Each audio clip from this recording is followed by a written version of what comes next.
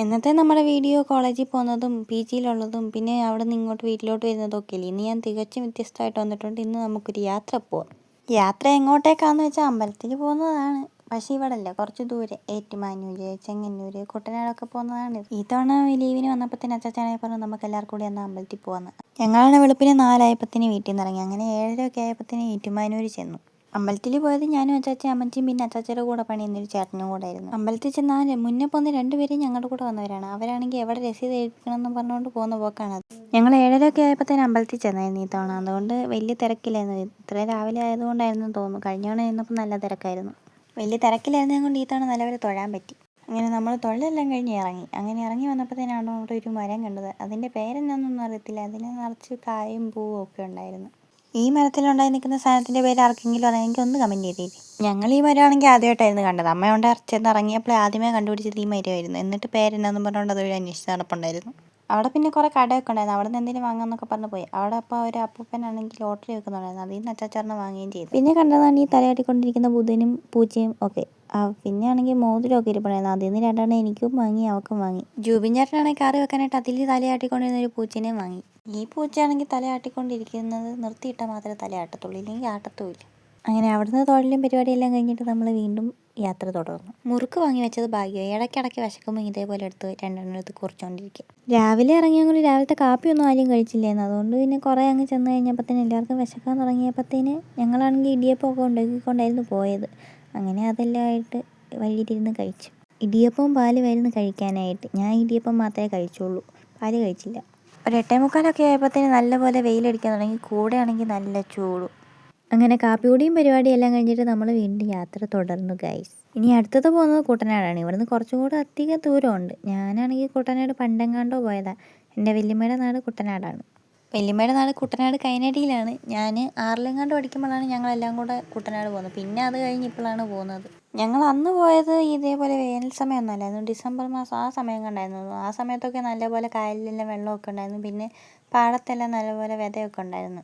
ഇപ്പോൾ ഇവിടെ ആണെങ്കിൽ കായലിൻ്റെ മൊത്തം ഇതേപോലെ പോളയോ അങ്ങനെ എന്താണ്ടോ സാധനം പായൽ പോലെ ഇങ്ങനെ പിടിച്ച് കിടക്കുക. നിറയെ അതാണ് ഇപ്പം. ഇപ്പോൾ ഇവിടെ ആണെങ്കിൽ നെല്ലെല്ലാം കൊയ്യുന്ന സമയമായിരുന്നു. അതുകൊണ്ട് ഇപ്പോൾ പച്ചപ്പും ഹരിതാപവും ഒന്നുമില്ല. ഇന്ന് മൊത്തം നെല്ലെല്ലാം കൊയ്ത് ആ ഒരു രീതിയിൽ നിൽക്കുമായിരുന്നു. ഞങ്ങളിപ്പോൾ ഈ ചെന്നത് കുട്ടനാട് കൈനടിയിലാണ്. എൻ്റെ അച്ഛൻ്റെ അമ്മയുടെ നാട് ഇതാണ്. അപ്പോൾ വല്യമ്മയുടെ നാട് ഇതായതുകൊണ്ട് തന്നെ ഇവിടെ അടുത്തൊരു ക്ഷേത്രമൊക്കെ ഉണ്ട് ഇവരുടെ വീടിൻ്റെ അടുത്ത് തന്നെ. അപ്പോൾ അവിടെ കയറാമല്ലോ എന്നൊക്കെ പറഞ്ഞിട്ടാണ് പോയത്. ഇതാണെങ്കിൽ വല്യമ്മയുടെ കുടുംബക്ഷേത്രമാണ്. അപ്പോൾ അവരുടെ വീടിൻ്റെ തൊട്ടടുത്തായിട്ടാണ് ഇരിക്കുന്നത്. ഒരു മുറ്റം എന്നൊക്കെ വേണമെങ്കിൽ പറയാം. വല്യമ്മയുടെ കുടുംബക്ഷേത്രമാണെന്നൊക്കെ പറഞ്ഞിട്ട് പോയതാണ്. ഞാൻ ഈ അമ്പലം കണ്ടിട്ടുണ്ട്. ഞാൻ ഇതുവരെ തൊഴാൻ കയറിയിട്ടൊന്നുമില്ല. എൻ്റെ അറിവിൽ ആദ്യമായിട്ടാണ് ഞാൻ തൊഴാൻ കയറുന്നത്. ഇവിടെ വല്യമ്മയുടെ വീടും ഈ അമ്പലമൊക്കെ അടുത്തടുത്താണ്. ഒരു മതിലിൻ്റെ അപ്പുറത്ത് അമ്പലം, അവരുടെ ആ മതിലിൻ്റെ ഇപ്പുറത്ത് ഇവരുടെ വീട്, അങ്ങനെയാണ്. വല്യമ്മയുടെ വീടല്ല, വല്യമ്മയുടെ അനിയത്തിൻ്റെ വീട്. അങ്ങനെ അമ്പലത്തിലെല്ലാം കയറി തൊഴുതിട്ട് ഞങ്ങളാണെങ്കിൽ അവരുടെ വീട്ടിലോട്ട് കയറി. ഇവരുടെ വീടിൻ്റെ മുറ്റത്താണെങ്കിൽ നിറയെ ചെടികളും പിന്നെ മാവും ഒക്കെ ഉണ്ടായിരുന്നു. ആ മാവിൽ നിറയെ മാങ്ങയും ഉണ്ടായിരുന്നു കേട്ടോ. പിന്നെ ഞങ്ങൾ കായൽ കാണാൻ പോയി. അപ്പോൾ അവിടെ കായലിലാണെങ്കിൽ നിറയെ പോളയായിട്ട് വെള്ളമൊന്നും കാണത്തില്ലായിരുന്നു. പിന്നെ ഇവിടെ ഈ ദേവീക്ഷേത്രം അല്ലാതെ വേറൊരു അമ്പലവും കൂടെ ഉണ്ട്. അപ്പോൾ അവിടെയും കയറിയിട്ട് ഞങ്ങൾ വീണ്ടും അവരുടെ വീട്ടിൽ തന്നെ കറങ്ങി തിരിഞ്ഞു. അവരുടെ വീടിൻ്റെ ബാക്കിൽ ചെന്നപ്പോഴത്തേനാണ് അവിടെ ഒരു മരത്തിൽ നിറയെ ഇലിമ്പും പുളി നിൽക്കുന്നത്. പിന്നെ അത് കഴിച്ചൊന്നുമില്ല, ഭയങ്കര പുളിയായതുകൊണ്ട്. ഈ കാണുന്ന കായലാണ്, പക്ഷേ ആ പായൽ ഇങ്ങനെ പൊതിഞ്ഞ് നിൽക്കും. ഇവരുടെ വീടിൻ്റെ ബാക്കിൽ കായലാണ്, പക്ഷേ ആ പായൽ ഇങ്ങനെ പൊതിഞ്ഞ് നിൽക്കുന്നത് കൊണ്ട് ഒന്നും കാണത്തൊന്നുമില്ലായിരുന്നു. അവിടുത്തെ വല്യമ്മച്ചി പിന്നെ ഞങ്ങൾക്കാണെങ്കിൽ ചായ ഒക്കെ ഇട്ട് തന്നു. അങ്ങനെ ആ ചായ എല്ലാം കുടിച്ച് കായലൊക്കെ ഇങ്ങനെ കണ്ടിരുന്നു. അങ്ങനെ ചായയൊക്കെ കുടിച്ചിരുന്നപ്പോഴത്തേനാണ് കായലിലൂടെ ആണെങ്കിൽ ഒരു ചേട്ടനും ചേച്ചിയും കൂടെ വള്ളത്തിൽ കൂടെ പോകുന്നത് കണ്ടത്. അവർ 2 കിലോമീറ്റർ അപ്പുറത്തെങ്ങാണ്ടുള്ള ഒരു സിറ്റിയിലോട്ട് പോകാൻ വേണ്ടിയിട്ട് ഇങ്ങനെ വരുന്നതെന്നാണ് അവിടെ കൊച്ചച്ഛൻ പറയുന്നത് കേട്ടത്. പണ്ട് ഞങ്ങൾ വന്ന സമയത്താണെങ്കിൽ വള്ളത്തിൽ കയറിയായിരുന്നു. ഇപ്പോൾ പിന്നെ മൊത്തം പോളയായത് കൊണ്ട് ഇങ്ങനെ തുഴഞ്ഞു പോകാൻ വേണ്ടിയിട്ട് ഭയങ്കര പാടാണ്. അതുകൊണ്ട് ഇനി ഞങ്ങൾ പോയില്ല. അപ്പോഴത്തേക്ക് അവിടെ ഇരുന്ന് ചൂണ്ടയൊക്കെ എടുത്തുകൊണ്ട് വന്നിട്ട് കൊച്ചച്ഛനാണെങ്കിൽ മീനെ പിടിക്കാമെന്ന് പറഞ്ഞുകൊണ്ട് അവിടെ നിന്ന് മീനെ പിടിച്ച്. ഒരു മീൻ കിട്ടി, പക്ഷേ അത് തെറിച്ച് വെള്ളത്തിൽ തന്നെ പോവുകയും ചെയ്തു. കിട്ടിയ മീൻ തെറിച്ച് വെള്ളത്തിൽ പോയി കഴിഞ്ഞ് വീണ്ടും ഇട്ടു, പക്ഷേ അത് കുറേ നേരം നിന്നിട്ടൊന്നും കിട്ടിയില്ല. പിന്നെയാണ് ഞാനാണെങ്കിൽ അവിടെ ഒരു മാവ് നിൽപ്പുണ്ടായിരുന്നു. അതിൽ നിന്ന് വല്ലതും കിട്ടുമോയെന്ന് അറിയാൻ വേണ്ടിയിട്ട് പോയി. മാവിലാണെങ്കിൽ മാങ്ങയൊക്കെ ഉണ്ടായിരുന്നു, പക്ഷേ എല്ലാം അങ്ങ് മുകളിലായിരുന്നു. അങ്ങനെ അതിൻ്റെ ചോട്ടിൽ കുറച്ച് നേരം പോയി നിന്ന് വല്ലതും താഴെ വീഴുമെന്ന് അറിയാം, പക്ഷേ ഒന്നും വീണില്ല. അച്ചാച്ചയാണെങ്കിൽ കുറേ നാളായി ഇങ്ങനെ കായലിലൊക്കെ ഇറങ്ങി കുളിച്ചിട്ടെന്ന് പറഞ്ഞിട്ട് അച്ചാച്ച കായലിലാണെങ്കിൽ കുളിക്കാനും ഇറങ്ങി. ഞാനാണെങ്കിൽ ആ സൈഡിൽ നിന്ന് ആ വെള്ളത്തിൽ കുറച്ച് നേരം കാലൊക്കെ ഇട്ടുകൊണ്ടിരുന്നു. കുറേ നേരം നമ്മളിങ്ങനെ കാലൊക്കെ വെള്ളത്തിൽ മുക്കി വെച്ചിരിക്കുമ്പോഴത്തേന് കുറേ മീൻ കുഞ്ഞുങ്ങളൊക്കെ നമ്മുടെ കാലിൻ്റെ ചുറ്റും വരും. അങ്ങനെ അച്ചാച്ചയുടെ കുളിയെല്ലാം കഴിഞ്ഞപ്പോഴത്തേന് അവരുടെ വീട്ടിൽ നിന്ന് അച്ചാച്ചയുടെ വേറൊരു അമ്മാവൻ്റെ വീട്ടിൽ പോയി. അവിടെ ചെന്നപ്പോഴത്തേനാണെങ്കിൽ അവിടുത്തെ ചേച്ചി ഞങ്ങൾക്ക് ജ്യൂസൊക്കെ ഇട്ട് തന്നു. മാങ്ങാപ്പഴം ഒരു ഇഷ്ടം പോലെ ഉള്ളത് കൊണ്ട് ഞങ്ങൾക്ക് മാങ്ങാപ്പഴത്തിൻ്റെ ജ്യൂസായിരുന്നു അടിച്ച് തന്നത്. നല്ല ടേസ്റ്റ് ഉണ്ടായിരുന്നു അത് കുടിക്കാനായിട്ട്. അങ്ങനെ അവിടെ നിന്ന് കിട്ടിയ ജ്യൂസും ഏത്തയ്ക്കയെല്ലാം വയറ് നിറയെ കഴിച്ചിട്ട് നമ്മൾ അടുത്തത് പോയതാണെങ്കിൽ അവിടെ ഒരു വല്യച്ഛൻ്റെ വല്യമ്മയുടെ വീട്ടിലായിരുന്നു. പണ്ട് ഇവിടെ ഞങ്ങൾ വന്നപ്പോൾ അവരുടെ വീട്ടിൽ പോയി കിടന്നിട്ടൊക്കെ ഉണ്ട്. ഇനി നമുക്ക് നടന്ന് കൈനടിയുടെ ഭംഗി ആസ്വദിക്കാൻ നമ്മൾ അച്ചാച്ച അമ്മയും മുന്നേ പോയി അവരുടെ പുറകെ പതുക്കെ ഞാൻ തത്തി നടന്ന് പതുക്കെ പുറകെ പോയി. ഈ കാണുന്ന പാടത്ത് വെള്ളം കയറ്റിയിട്ടേക്കുന്ന ഞാൻ നടാൻ വേണ്ടിയിട്ട്. അങ്ങനെ കുറേ അങ്ങ് നടന്നു കഴിഞ്ഞപ്പോഴത്തേന് നല്ല വെയിലും ചൂടും ആയതുകൊണ്ട് കുറേ അങ്ങ് നടന്നപ്പോഴത്തേന് അങ്ങ് മടുത്തു.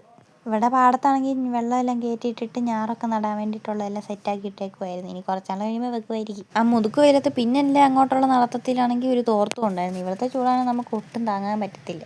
ഇവിടുത്തെ ചൂട് വെച്ച് ഇടുക്കിയിലെ ചൂട് നോക്കുകയാണെങ്കിൽ നമ്മുടെ അവിടുത്തെ ചൂടൊന്നും ഒന്നുമല്ല. കൈനടിയിൽ നിന്ന് പിന്നെ നമ്മൾ ഉച്ചയൊക്കെ ആയപ്പോഴത്തേന് പോയി അടുത്ത ചെങ്ങന്നൂരിലോട്ട് പോയി. പിന്നെ ഇടയ്ക്ക് അവിടെ നിന്ന് ഫുഡൊക്കെ കഴിച്ച് ഹോട്ടലിൽ കയറി. ചെങ്ങന്നൂർ ഞങ്ങളുടെ വല്യച്ഛൻ്റെ നാടാണ്. അച്ഛൻ്റെ നാടാണ് ചെങ്ങന്നൂർ. ഞങ്ങൾ ചെങ്ങന്നൂരാണെങ്കിൽ ഉച്ച ഒരു 1:30-2 മണിയൊക്കെ ആയപ്പോഴത്തേന് ചെന്നു. അപ്പോൾ അവിടെ അമ്പലത്തിൽ കയറണമെങ്കിൽ അമ്പലം തുറക്കണമെങ്കിൽ 5 മണിയാകുമെന്ന് പറഞ്ഞു. അങ്ങനെ കുറേ നേരം അവിടെ പോസ്റ്റായിരുന്നു. ഈ കാണുന്ന അവിടുത്തെ മഹാദേവ ക്ഷേത്രത്തിൻ്റെ അടുത്തുള്ള സ്കൂളിൻ്റെ ആർച്ച അതാണെങ്കിൽ പുസ്തകം കൊണ്ടുമാണ് തേക്കുന്നത്. നല്ല രസമുണ്ടായിരുന്നു അത് കാണാൻ. കുറേ നേരം പിന്നെ വണ്ടിയിൽ ഇരുന്നപ്പോഴത്തേനാണെങ്കിൽ നല്ലപോലെ ഉറക്കം വരാൻ തുടങ്ങിയിരുന്നു. രാവിലെ 3 മണിക്ക് എണീറ്റതായിരുന്നേ. ചൂടും ഉറക്കളമെല്ലാം ആയിട്ട് ഞാനാണെങ്കിൽ കിടന്ന് കുറച്ച് നേരം മയങ്ങി. പിന്നെ 5 മണി വരെ വണ്ടിയിൽ തന്നെ ഇരിക്കണമായിരുന്നു. പിന്നെ ഭയങ്കര ചൂടും. ഞാനാണെങ്കിൽ വണ്ടിയിൽ ഇരുന്നിട്ട് ഉറക്കം തൂങ്ങി ഇരിക്കുമായിരുന്നു. അങ്ങനെ കുറേ നേരം കഴിഞ്ഞപ്പോഴത്തേന് അച്ചാച്ച അമ്മയാണെങ്കിൽ കടയിൽ പോയിട്ട് ഐസ്ക്രീമൊക്കെ വാങ്ങിക്കൊണ്ട് വന്നു. ആ ഐസ്ക്രീം തിന്നിട്ടാണെങ്കിലും ഉറക്കം തൂങ്ങത്തിന് ഒരു കുറവും ഉണ്ടായിരുന്നില്ല. അങ്ങനെ വായിക്കോട്ടൊക്കെ വിട്ട് വണ്ടിക്കകത്ത് കുറേ നേരം ഇരുന്നു.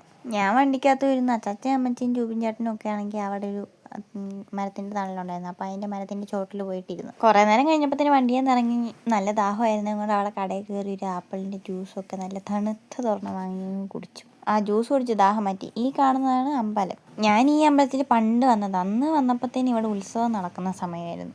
ഈ കാണുന്നതാണ് മഞ്ചാടിക്കുരുവിൻ്റെ മരമാണ്. അതിനകത്ത് ആ ഉണങ്ങി നിൽക്കുന്നത് മൊത്തം മഞ്ചാടിക്കുരു അതിനകത്തുള്ളതാണ്. അവിടെ തറയിലാണെങ്കിൽ കുറേ മഞ്ചാടിക്കുരു വീണ് കിടപ്പുണ്ടായിരുന്നു. ഞാനതെല്ലാം പറക്കിയെടുത്തു. ഒത്തിരിയൊന്നും ഇല്ലായിരുന്നു, എന്നാലും കുറച്ച് കിട്ടി. അങ്ങനെ മഞ്ചാടിക്കുരു എല്ലാം പറക്കി ഒരു 5 മണി 5:30 ഒക്കെ ആയപ്പോഴത്തേന് നടയെല്ലാം തുറന്ന് ഞങ്ങൾ കയറി തൊഴുകയും ചെയ്തു. അപ്പോൾ വീഡിയോ ഇത്രയേ ഉള്ളൂ. ബൈ.